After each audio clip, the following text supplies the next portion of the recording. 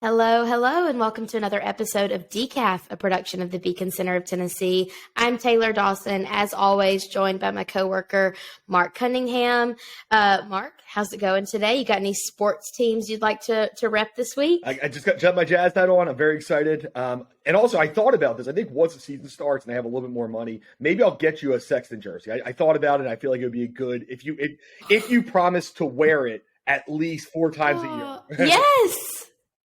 Okay, 4 times. I'll do. Oh, easily I will do that. I'll add to my jersey collection, which as of right now is only in public. Jerseys. And if they ask, you have to say, yes, I am a Jazz fan. And that's no other points. Yes, I am a Jazz fan. I will write it on my hand so that I don't forget it. Listen, anything for my Bama boys. And, the Jazz, I've said a lot of disparaging things about the Jazz, mostly because they were mostly directed at you and your judgment.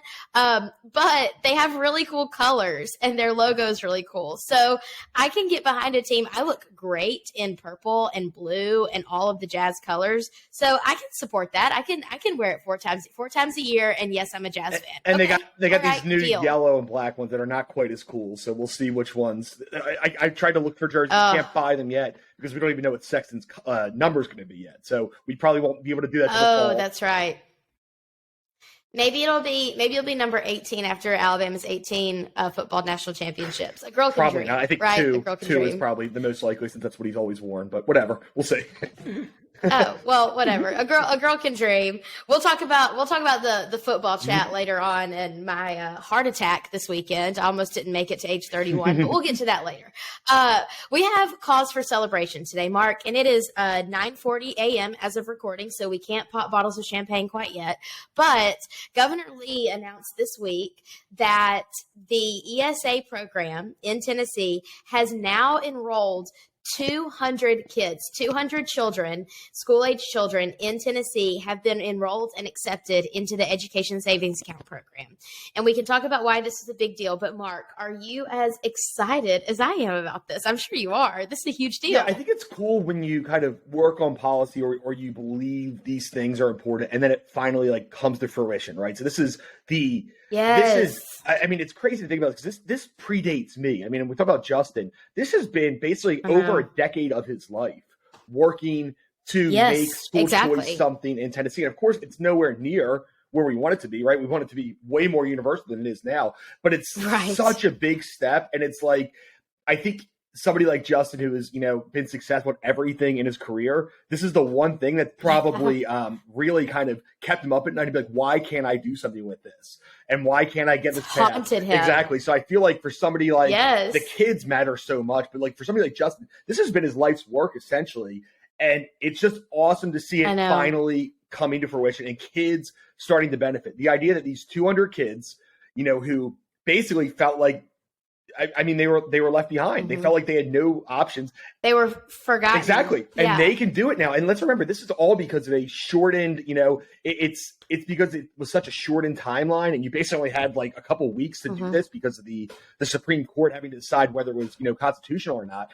So I think it's such a good start. And I think it will be a great, it's going to be much higher next year. So the fact that already 200 people were that's higher than we could have ever imagined with the small amount of time needed in order to do this. I know. Well, it just shows that the demand, no matter what happened, no matter what anyone said, the cities, the school districts, the counties that were suing the state over this and trying to prevent it from actually happening. This just goes to show that the demand was always there. Parents were always wanting better options for their kids. I actually spoke at a charter school a couple weeks ago. And as I was talking, parents were nodding because these parents see the schools that their children are zoned for and they want better for their kids. And there are a lot of great public schools out there. And there are a lot of parents whose needs are being met by those public schools. But for parents whose children need and want a better option for their specific learning needs, this is huge. And I've always said, if one kid's life is changed by this program, it will have been worth it. And now at least 200 are in that camp. So I have some leftover champagne from my birthday right there in the kitchen, and 5:00 today, we should celebrate. I'm absolutely beside myself thrilled with how this is going. I'm glad that you're not drinking before 10 a.m. on a weekday, but that is a positive. Yes. Yeah, I have my coffee. I'm strictly on coffee until 5 p.m.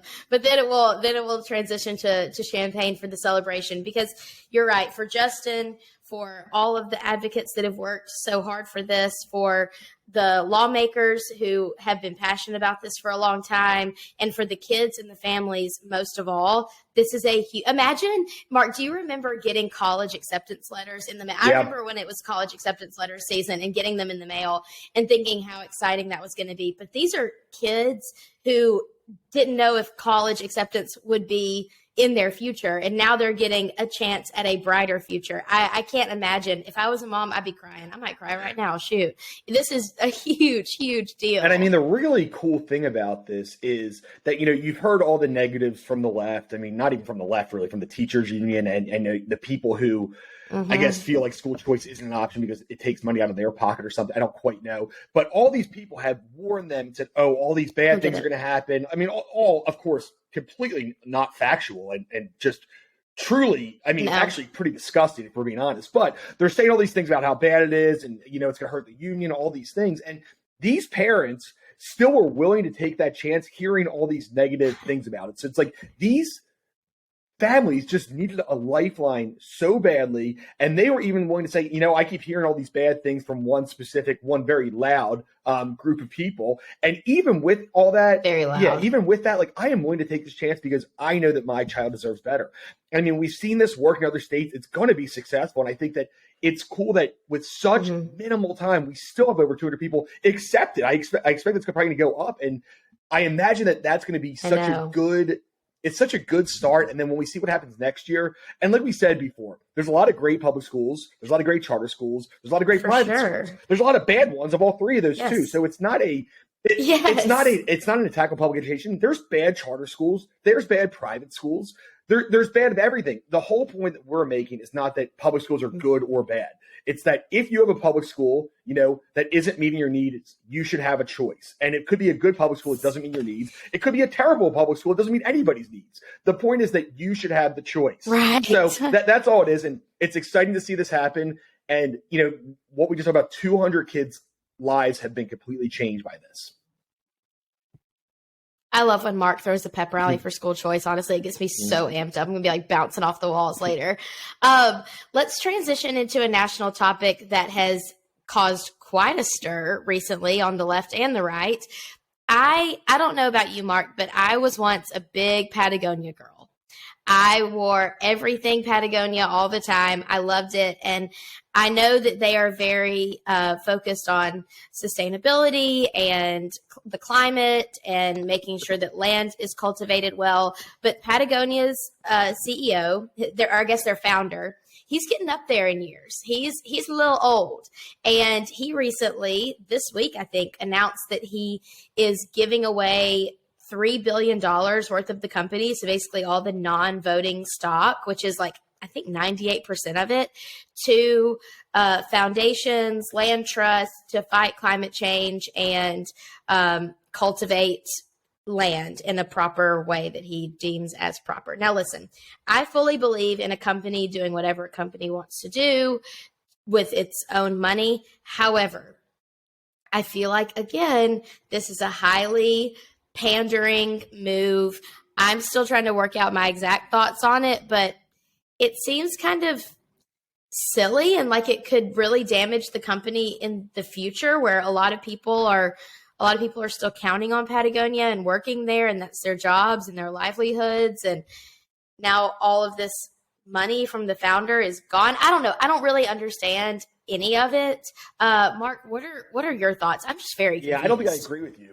The first thing is I know the guy's name, which is cool. So his name is Yvon Chouinard, and I only know that because I saw, if you ever seen the movie The Heartbreak Kid with Jerry Stiller and Ben Stiller, he basically lied. Yeah, I can't say I've ever seen that one. It's fantastic. It is pretty raunchy, but it's great. But he basically lies to his wife about how he owns a sporting goods store. Of course, it's raunchy. And he had a meeting. He's like, "Oh yeah, I met with the Patagonia guy, Yvon Chouinard. Yvon." And so I know his name, and I looked him up, and I'm like, "Oh, that's cool." No, I think it's not that it's great because I don't care, but I think it's great that a company is putting their money in something they believe in instead of asking the government to do it for them. Sure. So I think that I think that this person, whether or not you believe in it, I think they really believe in this, in this cause. And they think that, climate change is the most important thing, and, protecting wildlife, biodiversity. I mean, there's a lot of different parts of this. And whether or not I agree that's my life's work, I think it's fine that he did. I think it's great, actually, because we need more of this instead of trying to get the government to do all these things for us. Like, oh, we need them to do this, spend millions and trillions of dollars, because I think we've talked about this the whole time, that private industry, nonprofits, they do things better than the government almost 100% of the time. So I think that if climate change, if climate change is something that matters to him, and he feels like these organizations do well with it, I say more power to the guy. And I think that you're kind of maybe confusing stock prices and stock holdings with like the employees. So they're still gonna get paid the same amount. I mean, this is only the stock. Okay, yes, that's the part that I didn't understand was, are the employees still going to have jobs? Because that's where my first mind went. I'm like, if he's giving away all the share of the company, is Patagonia still going to exist and all these people still going to have jobs? So you're telling me that's going to be it shares the stock. So it's not like not like they actually are going to do stuff on the daily basis. But I think I think it's great. And again, the cause doesn't really matter so much to me what they're doing it with. I think it's important to say, I believe in this whatever particular thing, and I believe in it so much, I'm willing to put my entire life's work on the line for it. I think that's great. Whether or not I think that's what I put my life's work on, no, but fine. Like I think it's good for him. I actually do agree with the premise of what you're saying. My heartburn was coming from, is Patagonia going to cease to exist and the company's going to go out of business because he's donating all of this money and giving away the company on all the wealth? But if you're saying that the company's still going to be okay, then this was from a selfish perspective, because I do love their shorts. I do think it's huge to put your money where your mouth is instead of pressuring the government to do it, which they have done in the past. But it's a new day, and he is putting his money where his mouth is. And also, Mark, I actually today see where you're coming from. And also, he owns a company. Guess what? It's his company. As much as we're going to talk about it, it's not the employee's company. Even if they did cease to exist, that is his company. He can do what he wants with it. We talked about it the whole time when, you see like these employees trying to own part of the company or feel like, oh, I need this or I need to be unionized. Like, it's his company. And if the employees don't like it, they can work somewhere else. If they do lose their jobs, which shouldn't be part of that, I don't care. It's his company, and you might feel bad for anybody who loses the job, but it's not our place to say what's good or bad. And I am just excited for once that somebody, instead of begging the government to put more money behind us, oh, we need more money during homelessness, all these things, that he's actually putting his own money, not saying, oh, I need the government to take all the money. I'm going to actually make an impact myself.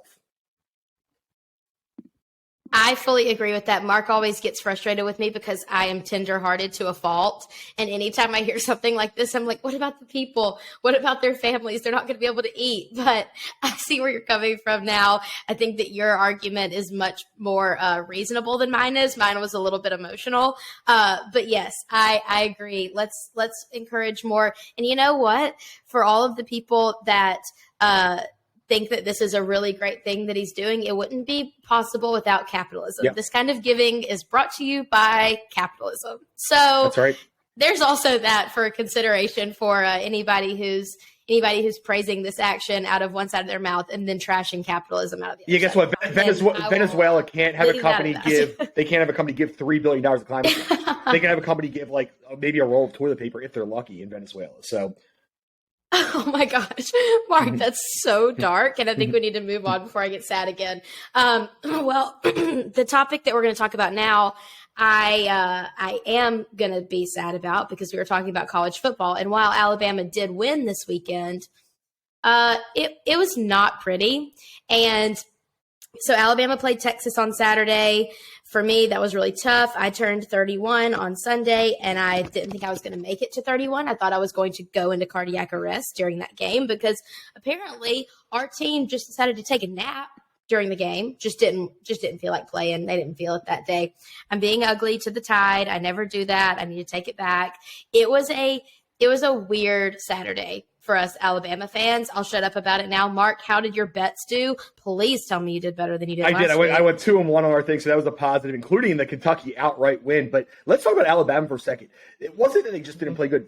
They should have lost. I mean, if you look at they were outplayed. Their quarterback, the starting quarterback who was playing great, got hurt for Texas. And the refs helped out a lot with what should have been a safety that they called wrong, which would have been a huge game changer. And then just the lack of a holding call at the end when your quarterback basically saved the day by doing a 20-yard run and getting out of a sack.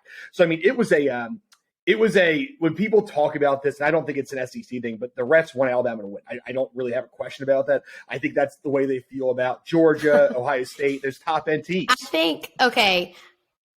I think God wants Alabama. He does not. To win. He absolutely. I'm gonna have to answer to that. Yeah. But no, the refs essentially.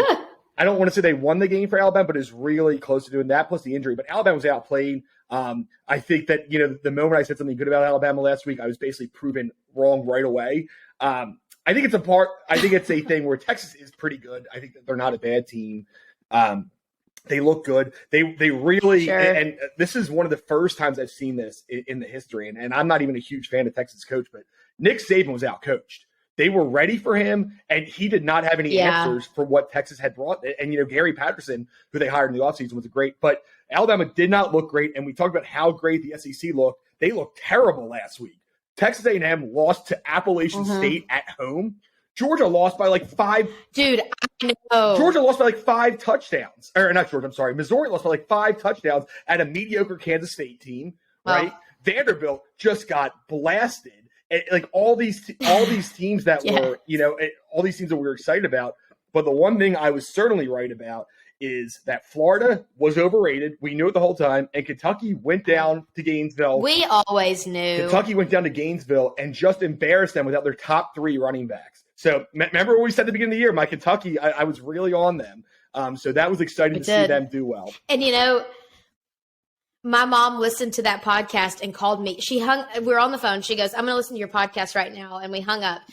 Less than podcast length time later, she called me back and she goes, what is Mark thinking? Kentucky is not going to be good this year. And I said, I know, Mom, just let him go. And so I have to say the Dawson girls were wrong about you, Mark. We were both anti-Mark. And now we see that you were right. I hate that. Those words taste really. You're always anti-Mark, though. Look, telling you. Yeah, I am always anti-Mark, but telling you that you were right, those words taste really bitter coming out of my mouth. I don't like it. You can tell me I was wrong, though, about Alabama being so good. If you want to tell me I was wrong about that, I'm happy to hear that. I think we should end the podcast early because I don't know how much more of this I can take. This is physically hurting me. Okay, well, before we move on to our last segment, what you got this week? Well, first of all, I want to also give Tennessee credit. They won a tough game. I think that's actually worth noting that they did a great job against a pretty good Pitt team. Now, granted, another one where their quarterback got hurt. Apparently, the SEC just always, I guess, benefits from starting quarterbacks getting hurt, but that was good. So I think this week I think that Georgia just absolutely murders South Carolina. I think it's gonna be really bad. So I take them with the 24.5 points. It's gonna be a bad one. This is gonna be. Ron's gonna love this. I'm gonna take Georgia Tech to cover against Ole Miss. They're 17-point underdogs. I don't know if they win, but I think it's very close. I'm taking Penn State to beat Auburn pretty badly, too. I don't think it's going to be that close. And then my favorite bet. That will be beautiful. My favorite bet, this team won me like $2,000 last year on this future bet. I love Northern Illinois to beat Vanderbilt by more than 2.5. That is my 5-star bet of the week. I think Vanderbilt just gets beaten by a very small Division I team who won the MAC conference last year. Okay. All right. We will keep track of all of those. I'm going to write them down as soon as we get done, and I'll see if you're right or wrong. Because when you were texting me on Saturday, did you notice that I stopped responding because it was physically making me ill to hear your commentary on the Alabama game? It's like, I'm going to throw up if I keep texting him back. I'm going to be sick. You did win this. I mean, I know you got a lot of breaks, got pretty lucky, but a win is a win in the end of it. So you beat probably a top 20 team in the country. That's worth something on the road. So, I mean, that doesn't – and Saban seems – a win is a win. Saban seems to always come back strong after a close win or close loss. That seems to be one of the things he does. Oh, yeah, it's going to be good. I feel really sorry for Louisiana Monroe this week. We play them. It's not your play. It's going to be bad. I got to say one thing before, because I was so mad about it, so I didn't have anybody to – the University of Michigan should be so ashamed of their schedule. This is a top 10 team. They are playing UConn, Hawaii, and Colorado State in the first 3 games. I'm so sick of it because everybody fairly blasts the SEC for playing these weak non-conference games, and it's true. They do, with the exception of Alabama, who usually plays a tough team.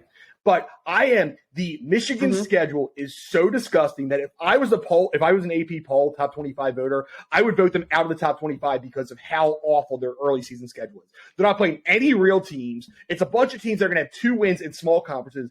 And I'm just actually disgusted by this. I feel like that would be enough for me not to pick them to make the playoff, even if they go undefeated, because this is such an embarrassment. You see, Georgia plays Auburn, Alabama plays Texas. You have Ohio State playing Notre Dame. You have these top teams playing real competition. And meanwhile, Michigan's just like, oh, let's play the little sisters of the poor or whatever.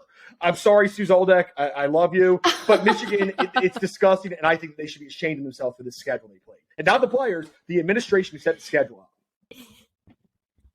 That's it. Yeah, the campaign starts today to keep Michigan out of the playoff. No matter what. Campaign starts today. No matter what. No matter what. Before we go, let's talk about another fun topic other than trashing Michigan. Yeah. Sorry to all my Michigan friends out there. I still love you guys. But Mark brought up a great topic today, and I'm always happy to talk about this. So I will ask you the question first, then you can pose it to me. Mark, who is the celebrity that you hate? Emphasis on the hate. The most. Yeah, so I think about this because I've seen Rory McIlroy, who's the golfer, and just the most annoying person in the world. Like, he is so obsessed with this LIV thing, he won't stop talking about it. And it's like, just stop. Nobody cares. That's all he talks about now. Yep. But he is not in my worst one. But I think about people I hated. And I think I have a top 2. And one is barely a celebrity, but Sean Penn. I can't stand that guy. Sean Penn is just one of the worst people, just like, loves dictators. And I hate that moral superiority thing that he has, and I can't stand him. I think he's awful. But this is a political commentator, so I don't know. New T-shirt. Hey, new T-shirt idea from your dad. Sean Penn loves dictators. It's actually true. Big Hugo Chavez fan. But the person I probably hate the most, and this is a political person, and I feel like I'm really kicking him when he's down. But Brian Stelter. The worst person in America, the former CNN host who just got a show canceled and is now going to Harvard, he makes my skin crawl like nobody else. And I don't even think he's a celebrity because he's not that famous and obviously not even famous enough to get people to watch his show.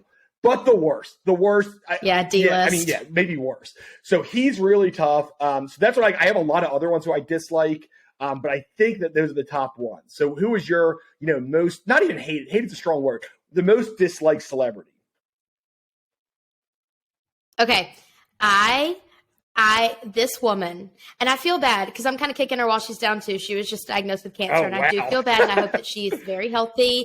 I know, this is really bad. I hope she makes a full recovery. I just have a huge distaste for Jane Fonda. I remember when Monster-in-Law, her movie with Jennifer Lopez, came out when I was in middle school, elementary school, something. And my mom said, we will not be seeing that. We will not see a movie with Hanoi Jane. And I was like, what does that mean? And my mom explained to me how she is a traitor from the Vietnam War. And she took the side of I just can't stand her. And then she panders and she has all these opinions. It goes back to what I feel about actors and entertainment people making their entire persona a political thing. I'm like, please don't do that. I really just want to enjoy your films. Yep. But she's a straight up traitor. Wow. And I have such a huge distaste for her. In a time of war, she went against the Americans. Not cool. Not cool, Jane. Not cool. It's crazy how good she looks, though. She does look really good for her age. I don't know how she's aged that well, so maybe being anti-American has made her age better. But she does. And also, Mark. Is Lena Dunham still famous? Because I hate her. I don't know if that's, is she still famous? No. Okay. Well, Lena Dunham is one of the I would say no. Anybody who said they're going to move to Canada when Trump won and didn't actually move also. Yes. Yes, we'll put them all on the list. But yeah, Lena Dunham, she's actually one of my Suzanne in our office really can't stand Lena Dunham. Good for Suzanne. Get her started on that. Yes, but if you have a celebrity that you dislike immensely, drop it in the comments. We would love to see where everybody stands on this issue. And with that, this has been Decaf by the Beacon Center of Tennessee. Be sure to subscribe on Spotify and Apple Podcasts, and we will see you guys next week.